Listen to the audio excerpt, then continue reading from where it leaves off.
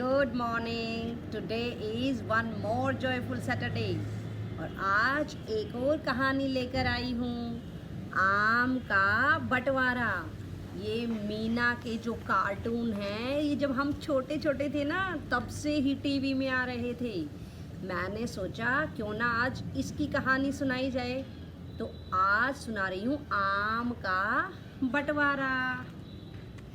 एक दिन मीना और मिट्ठू को एक आम का पेड़ मिला और मीना ने वहाँ चढ़कर आम तोड़े। और उसके बाद मीना ने सोचा घर जाके राजू के साथ बांटकर खाऊंगी। जैसे ही वो घर गई, उसकी मम्मी ने आम काट के राजू को ज़्यादा दिए और मीना को कम दिए, और मीना को ये देखकर बहुत बुरा लगा।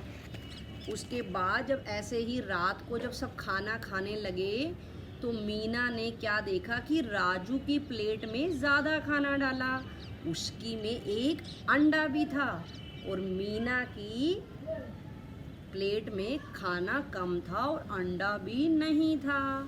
तो मीना को उस टाइम भी बहुत बुरा लगा। जैसे ही वो खाना खाने के लिए आके बैठे, उनकी मम्मा ने उनको बोला दोनों जाओ और हैंड वॉश करके आओ, हाथ धो के आओ। दोनों जैसे ही हाथ धोने के लिए गए, मीना का जो प्यारा तोता था मिट्ठू, वो झट से वहाँ आया और उसने आधा अंडा उठा के मीना की प्लेट में रख दिया। जैसे ही राजू और मीना खाना खाने लगे, तो मीना की मम्मी ने मीना को बोला कि जो राजू का अंडा है वो राजू को वापस दे दे। मीना को बहुत बुरा लगा और मीना ने बोला मुझे क्यों खाना कम मिला है। दादी ने कहा लड़कियों को इतना ही मिलता है, लड़कों को हमेशा ज़्यादा ही देते हैं। ये बात सुनकर मीना के पापा को बहुत खराब लगा और मीना के पापा ने कहा कि लड़का और लड़की में कोई भेदभाव नहीं करते, दोनों को बराबर खाना देना चाहिए। इस पर दादी बोली तुम्हें नहीं पता, ऐसे ही होता है, तुम तो चुप ही रहो। इसके बाद मीना ने कहा कि मैं बहुत ज़्यादा काम करती हूँ, मुझे भी भूख लगती है। तो राजू ने बोला कि तुमसे ज़्यादा काम मैं करता हूँ। मीना ने कहा कल छुट्टी है, क्यों ना हम एक दूसरे का काम बांट लें। राजू ने कहा ठीक है। उसके बाद दोनों ने एक दूसरे का काम बांट लिया। अगले दिन मीना ने मिट्ठू को कहा कि राजू को जल्दी जगाएं, और राजू को तो जल्दी उठने की आदत थी नहीं। जैसे ही उसको जगाया, बड़ा दुखी होकर परेशान होकर उठा। उसके बाद राजू ने मीना के काम करने शुरू करे।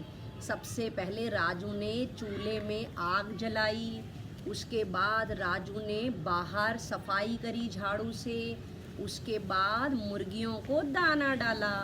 ठीक इसी प्रकार मीना ने राजू का काम पकड़ लिया और मीना उनकी गाय जिसका नाम था लाली, मीना उसको चराने के लिए खेतों में लेकर गई। और जब मीना जाने लगी तो मीना को राजू ने कहा कि लाली का ध्यान रखना, कहीं वो खेतों में ना घुस जाए। उसके बाद राजू ने बर्तन धोए, इसके बाद फिर उसने कपड़े भी धोए। देखो कितना काम कर रहे थे ना दोनों के दोनों। इसके बाद पानी भर के जब वो ला रहा था, तो मीना चुपचाप पेड़ के नीचे बैठे आराम कर रही थी। इसके बाद जब मीना की आँख खुली तो मिट्ठू ने उसको बताया कि जो लाली है, जो गाय है, किसी दूसरे के खेत में घुस गई है। मीना झट से उठी और वहाँ उसको बहुत मुश्किलों से उसके पीछे भाग भाग के परेशान हो गई और बहुत मुश्किल से उसको पकड़कर घर वापस लेकर आई।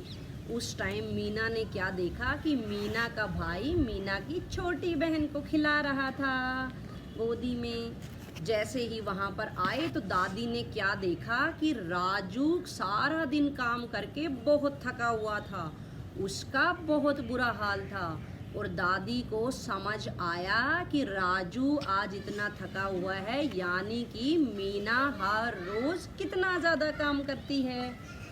इसके बाद जब खाना देने की बारी आई तो मीना की मम्मी ने क्या किया, जो हर रोज़ राजू को खाना मिलता था भर के प्लेट, वो तो मीना को दिया। और जो मीना को मिलता था थोड़ा खाना वो दिया राजू की प्लेट में डाल के। इसको देखकर राजू दुखी हो गया और उसने कहा मैं तो बहुत भूखा हूँ, मुझे इतना कम खाना क्यों मिल रहा है।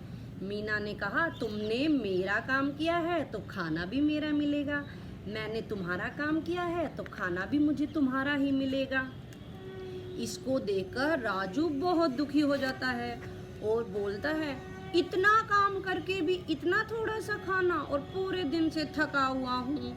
ये बात सुनकर सब हंसने लग जाते हैं। तो बच्चों सब समझे ना, लड़का हो या लड़की, जब सब काम कर रहे हैं, सब पढ़ रहे हैं, सब बड़े हो रहे हैं, सबको बराबर ही चाहिए, सबको अपनी उम्र के हिसाब से खाना मिलना चाहिए।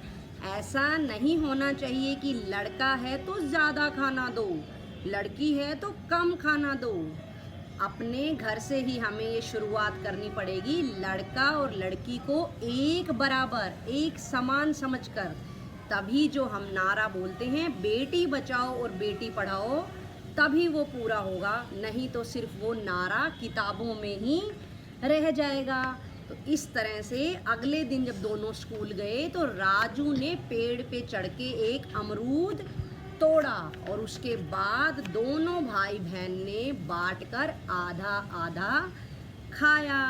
तो इस कहानी से हमें यह शिक्षा मिलती है कि लड़का हो या लड़की, कभी भी दोनों में से किसी के साथ भी भेदभाव नहीं करना चाहिए, दोनों को बराबर समझें। लड़का और लड़की एक बराबर हैं, हमारी समझो दो आँखें हैं, दोनों आँखों के बराबर है, एक लड़का है और एक लड़की है। तो लड़का लड़की हमारी दोनों आँखों के बराबर है, इसलिए इनको बराबर समझें। खुश रहें, प्यार से रहें और मेरे साथ बने रहिए। नमस्कार।